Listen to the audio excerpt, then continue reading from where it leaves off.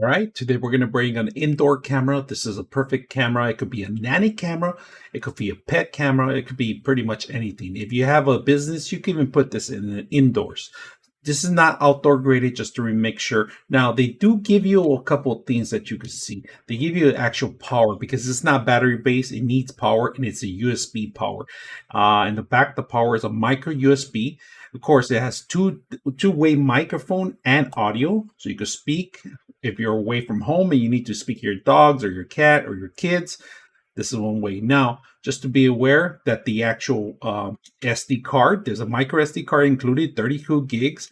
It goes underneath of it, and it's kind of hard to find unless you have to move the actual whole lens itself, and of course the reset button here. So automatically it will turn on as soon as you plug it in. So first insert the card, and then you could also provide the service. They do sell some services in here for cloud-based, or just get the from your library. Any kind of movements, it could capture them. So it included the application that you're going to require to actually download. So the application has a barcode. Just use your phone to actually download from either Apple Store or the Google Store. Once it locates the actual application, so here's the application. It's called CareCam Pro. So we're going to go ahead and install it.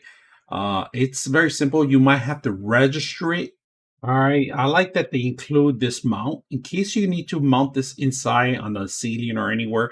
They include this in here, and it's very simple. It comes with the screws, either drywall mounts, and you just plug it in through here and lock it in. Actually, obtain the barcode now, so we're gonna go ahead and plug it in to your camera. And it beeped, it made some noise, so we're capable of grabbing the actual information from the camera. It's going to do an update. Now, the system is great that you can save certain angles. If you want an entrance that you want to see, you can always go back to your save modes. You can save them as templates.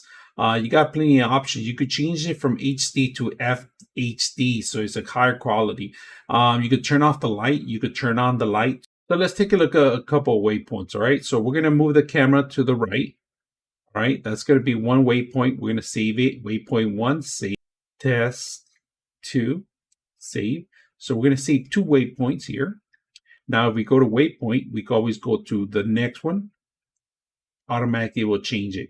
If you guys can see that, we go back to the first one.